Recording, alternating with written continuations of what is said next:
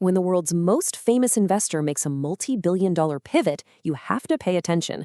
In late 2025, Warren Buffett's firm, Berkshire Hathaway, did something extraordinary. They started dumping their single biggest investment and plowed billions into a tech giant they'd ignored for decades. Let's break down this massive shift. First up, the sale. In just one quarter, Berkshire dumped a staggering $9.6 billion of Apple stock. That's not just trimming a position, folks. That is making a statement. And then came the shocker. They turned around and opened a brand new $4.3 billion position in Alphabet, Google's parent company. For years, Buffett famously said tech like this was just too hard to understand. So, what changed? So, what's behind this massive shift? I mean, this wasn't just rebalancing a portfolio. This was a deliberate, multi-billion-dollar pivot that tells us a ton about how one of the smartest investment firms on the planet sees the future of tech. Let's dig in. Okay, first, let's talk about the decision to sell.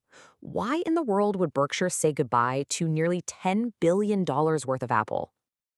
Get this, even after selling almost $10 billion worth, Apple still made up nearly a quarter of Berkshire's entire portfolio. So the first reason for selling becomes crystal clear. It's just simple, smart risk management. I mean, no matter how amazing a company is, having that much of your fortune tied up in a single stock is a huge gamble. So, okay, beyond just managing risk, there were really three core reasons behind this move. First, that concentration risk we just talked about. Second, what sources are calling a challenging valuation. And third, a big, dark, regulatory storm cloud that suddenly appeared on the horizon. Let's talk valuation. Buffett himself kind of said it all when he looked at the broader market. Things are not attractive. See, Berkshire was sitting on a mountain of cash because they felt most stocks, Apple included, were either fairly priced or maybe even overpriced. With analysts calling Apple's valuation challenging, it was just a smart time to take some profits off the table from one of their biggest winners ever.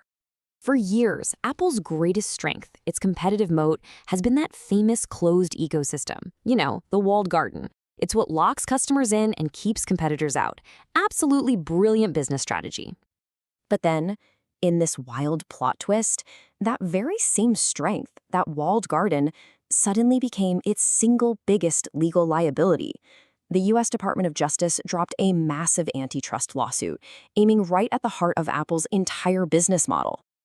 And check this out. The timing here is everything. The lawsuit was filed back in March 2024. But the real bombshell?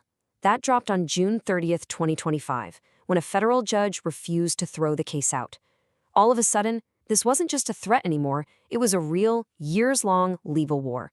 And what happened in the very next quarter? Boom. Berkshire sells nearly $10 billion in stock. That's not a coincidence, my friends. That's a reaction. Okay, so they sold nearly $10 billion of Apple to cut their risk. Fine. But here's where the story gets really interesting. Where did they decide to put all that cash to work? All right, let's flip to the other side of the trade, the massive bet on Alphabet. This part is all about figuring out the surprise move into Google. So why Google? Well, reason number one is classic old-school value investing. In early 2025, Alphabet was basically the cheapest of the Magnificent Seven, the biggest U.S. tech stocks. It was trading at a price-to-earnings ratio of around 20.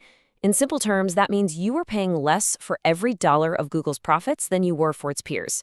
It was a bargain, hiding in plain sight. So why was it so cheap?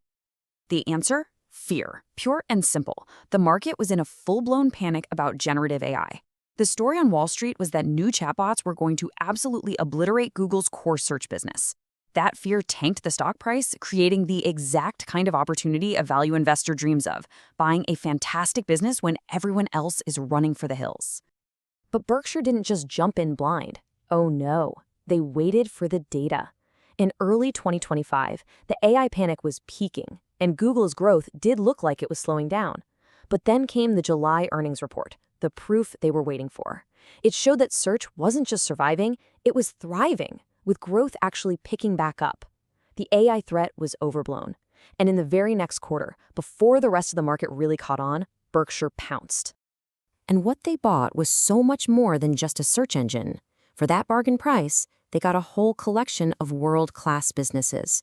You get the search business, now proven to be AI-resistant. You get the absolute media juggernaut that is YouTube. You get the booming Google Cloud division, which actually benefits from the AI arms race. And you get Waymo, the leader in self-driving tech. This was a multi-layered bet on the future. Okay, let's put all the pieces together.